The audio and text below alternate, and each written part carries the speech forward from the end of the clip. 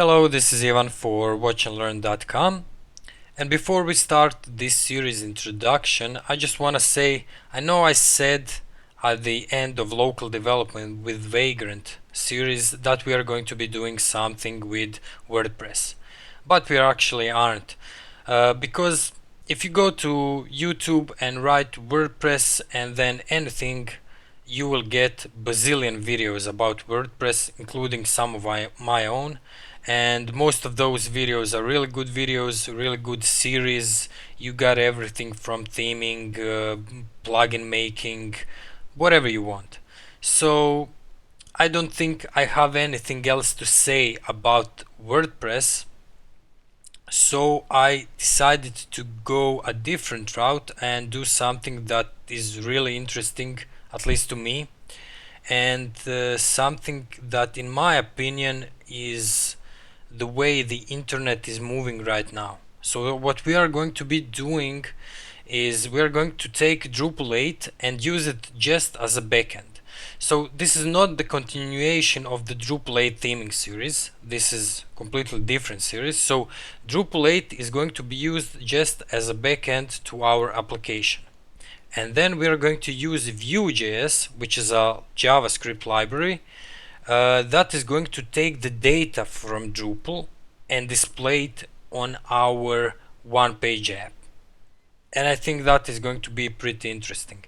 So as I said, I think this is the way the things are moving right now. You already got apps like Contentful, which do exactly the same thing. So you just got a backend and then you create your own frontend. So the frontend that we are going to be creating in this series is going to be completely separate from Drupal. Drupal is just going to be an API that we will connect to and grab the data from it. So I think this is going to be pretty interesting. In this video we are going to set up our project and we are going to make a short introduction to Vue.js.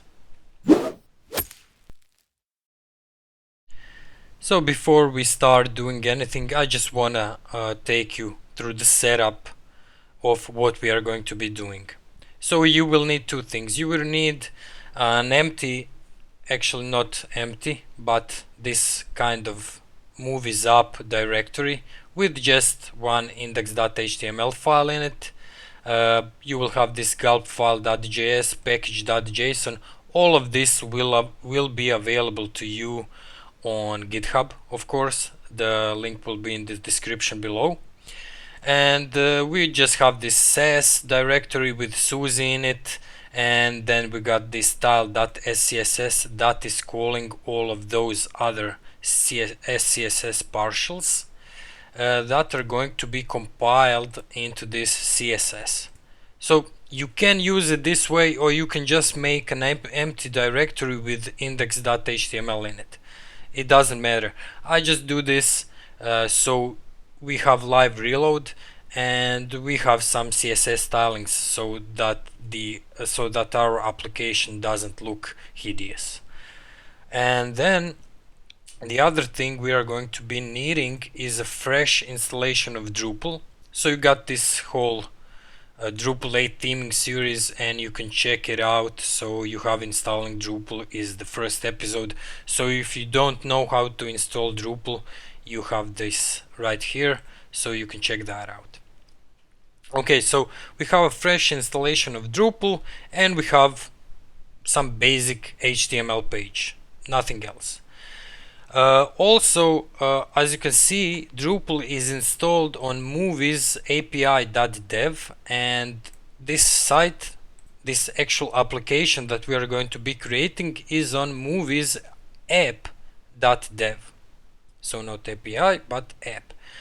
I set that up through Vagrant, and you have this three-part series about Vagrant if you want to set this up exactly as I did. But if you don't want to do that, you can just use your, I don't know, XAMPP, WAMP, MAMP, whatever you're comfortable with, and create a fresh Drupal installation on it. Of course, the address for that will probably probably be something like localhost slash movies API, and for this one is going to be localhost movies app, and so on.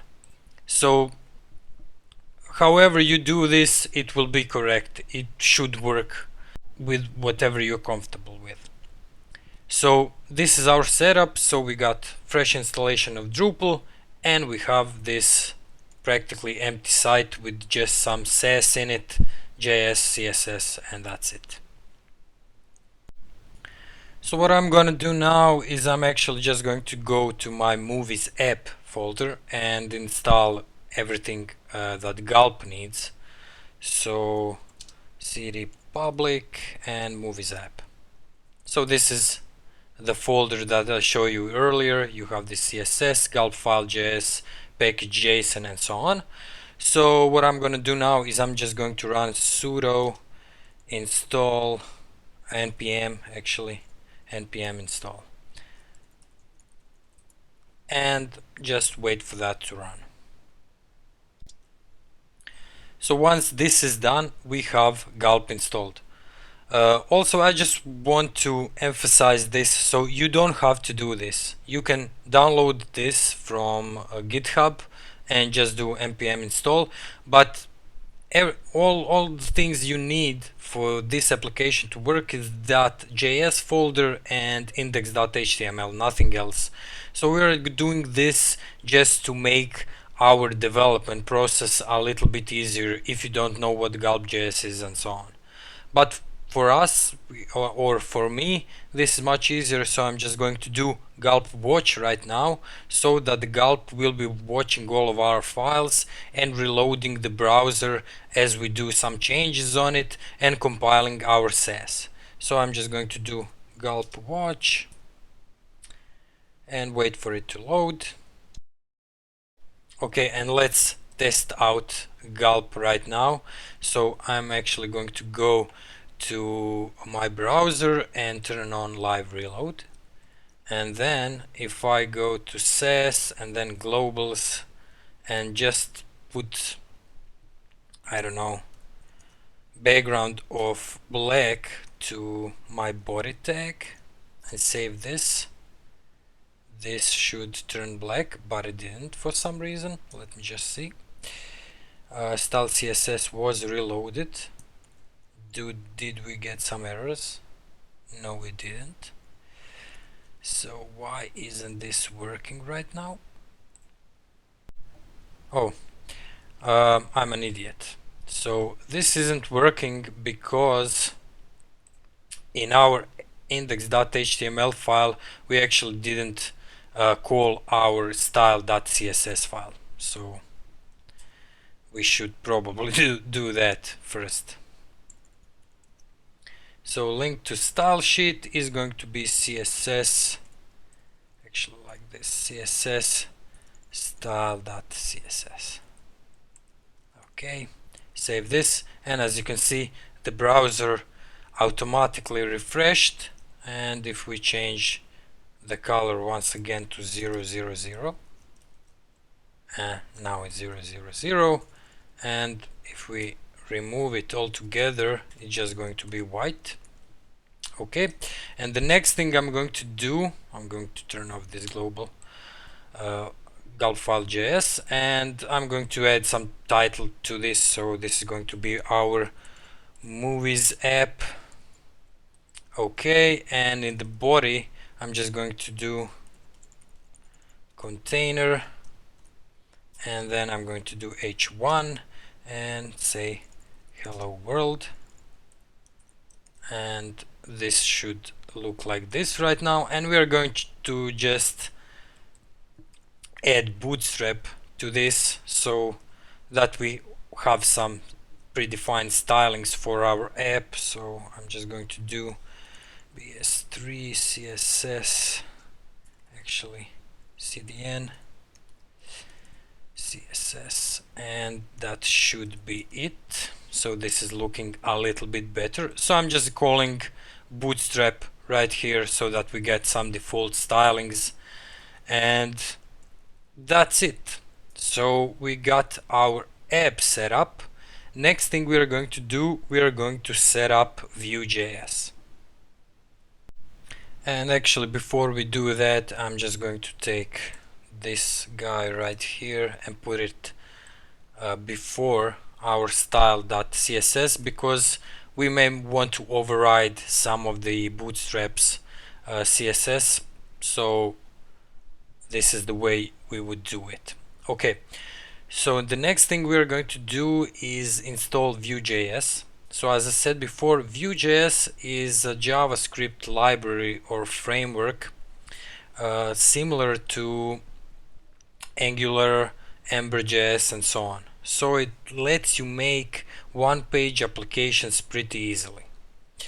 So what we're going to do now is we're just going to go to vuejs.org, click install, and then we're going to actually take this development version, because when you're developing with Vue.js, you would get some helpful warnings if you open up your console right here.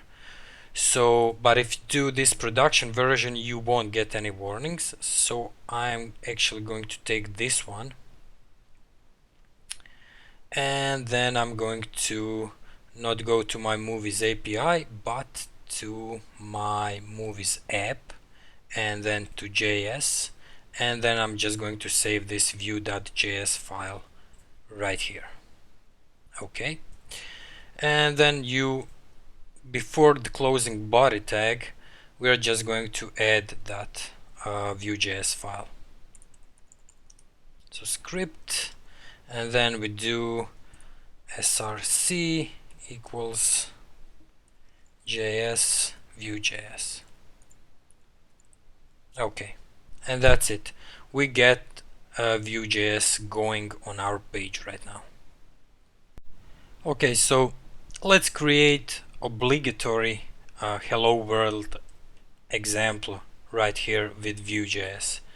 So what we want to do now is I'm just going to create a new file called app.js. This is where we are going to actually be writing our JavaScript code for Vue.js to use. So we're creating app.js in our JS directory, and then we just started with, actually we have to, I'm just going to copy this out and link it to our app.js. So of course app.js needs to be below Vue.js, because Vue.js needs to load before app.js can do anything. So we just save this and now we create new instance of Vue. So we just do new Vue, and then you would do this, and that's it. Now we create a new instance of Vue, but you have to bind it to an element. So everything that is in that element is will be available to Vue to manipulate. So you do that with just doing something like el, and then you add a div. You can add a class or ID of a div, or it can even be a body tag that the Vue.js is going to be reacting on. So I'm just going to create a div of app and save this, and then I'm going to go to my index.html, and I'm just going to add ID of app to this container div. Save it, and as you will see, nothing will happen. Vue.js just give you this, at first just gives you this message, download the Vue dev tools for better development experience and so on. We don't need that right now. So what we are going to do right now is we're going to go to app.js and give it some data. So to give it data, you just do data. Okay, open up curly braces, and let's say this data will be hello. Okay, and in that data we'll just do hello world again. Okay, now we save this, and of course nothing happens. everything stays the same because we didn't uh, tell Vue.js where to display this data. So to do that, you can just go to your index.html, you open this double curly braces, and you just do hello. And that's it. Save it, and you get hello world again. So this is pretty cool, right? Now I'm going to show you something even cooler. You can just do something like this. Input and not this. Why? So you just do vModel equals hello. Okay, so this is the name of our data right here, so it's hello. If we save this right now and go here, you can see that this hello already has value of hello world again. But watch what happens right now. So if I delete this, it automatically changes that title. So I can say hi there.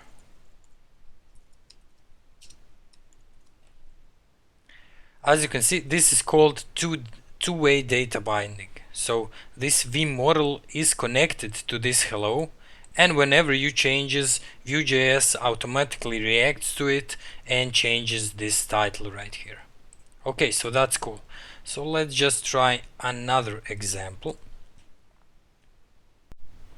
We are actually going to be doing this with Drupal, but in a more complicated way.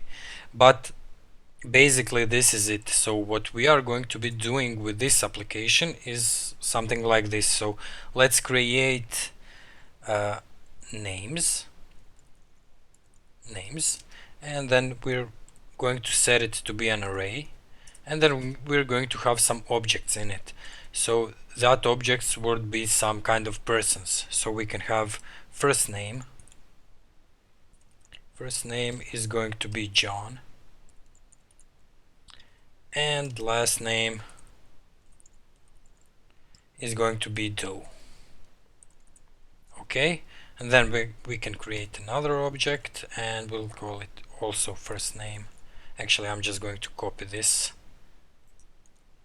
and paste it right here, and we're going to say Jane Jones, and we can do one more, Will Smith. Now we have this array with some objects in it, and we maybe want to display them on our page. Well, that's easy. Of course, whenever you have an array, you would have to pull it through some for each loop. You would do that in PHP, you would do something like that in JavaScript. In most of almost all popular programming languages, you would have to do something like that. So to do that, I would just do something like ul, and then I would do li, and then I would do v4. So this is going to be a for each loop, v4, and then I'm going to say what did we call this? So names. So I'm just going to do name as names, and then we just do something like this. Actually, not name as names, but name in names. Okay, and then we do name. So this is the name of our variable, and we're calling the object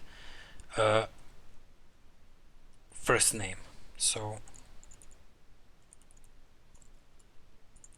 first name, and if we save this, we should get John, Jane, and Will. I'm just going to capitalize this John so he doesn't feel excluded, and Doe also. So if we save that, we get John, Jane, and Will, and of course then we can do something like name dot last name, and save this, and now we have John Doe, Jane Jones, Will Smith. So this is basically what we are going to be doing with Drupal, but of course we're going to use Drupal as API, and we're going to use Vue.js to pull out data.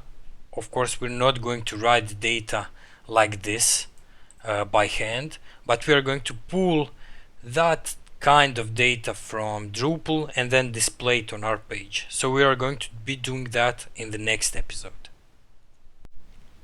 Okay, so that's it for this episode. I hope you guys liked it. As I said, we are going to be pulling some data from Drupal in the next episode. I hope you find this interesting as I do. It's, as I said before many times, I think this is the way the internet is going right now. So I hope this series will be useful to you. Of course, please like the video if you liked it. Follow me on Twitter or on Facebook. Like the channel if you like the content I put out. And that's it. I'll see you in the next episode.